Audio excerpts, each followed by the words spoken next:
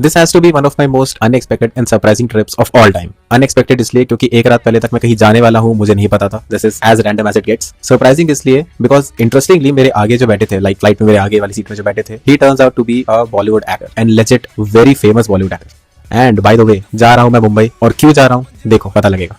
फिलहाल मैं बरेली में रहता हूँ और ऑटो करके मैं पहुंच गया सीधा बरेली एयरपोर्ट, जहाँ पे ऑटो वाले भैया ने मेरा गंदे वाला काटा। I am really bad at bargaining यार, सीरियसली बहुत बेकार हूँ मैं बार्गेनिंग में। एयरपोर्ट पहुंच के किया मैंने अपना बैगेज ड्रॉप, कलेक्ट किया अपना बोर्डिंग पास, एंड लकीली इस बार फ्लाइट टाइम पे थी। जैसे इंडिगो की हिस्ट्री चल रही थी, मुझे डर लग रहा था यार फ्लाइट टाइम पे हो, and it was on time luckily. फिर थोड़ा सा वेट करने के बाद मैं पहुंच गया फ्लाइट के अंदर। फ्लाइट में मैंने अपनी धनराशि का प्रयोग करके खाए कुछ महंगे महंगे पकवान, जैसे कि पोहा और चाय। वैसे ही महंगे नहीं होते, लेकिन फ्लाइट वाले जबरदस्ती इसको महंगा बनाते हैं। टेस्ट एकदम बेकार था, बट कूल लगने के लिए आप खा सकते हो।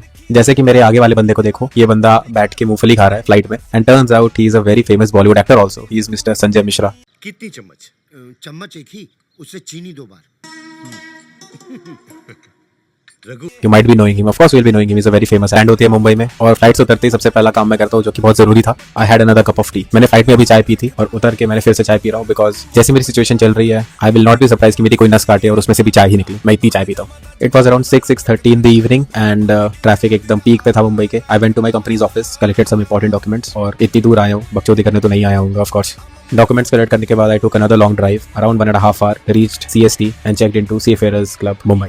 बाय द वे मैंने बताया नहीं यार मैं इतना दूर आया क्यों हूँ। Actually I have come for my US visa. There is some procedures that you need to do to get a US visa, तो उसी के लिए आया हूँ यार इतनी दूर। Next day in the morning I woke up, of course got ready and went straight to CCD to have an americano, because of course if you want to get a US visa you should have americano before that. That is one of the requirements to get a US visa. कुछ भी।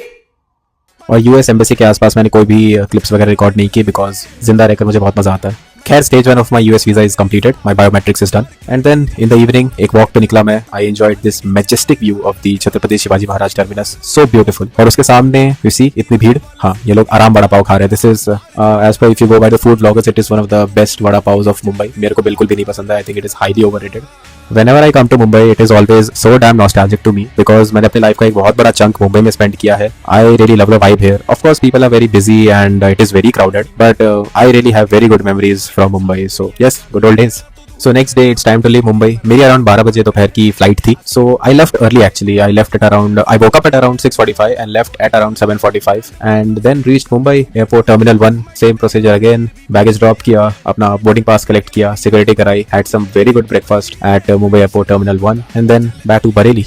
और फिर से auto वाले भैया ने मेरा गंदे वाला काटा है। I am really serious about this. जितना पैसा इन ऑटो वाले भैया लोगों ने मेरे से लिया है, मेरी रिटर्न टिकट हो जाती टू मुंबई। खैर, this was my procedure for my biometrics for my US visa.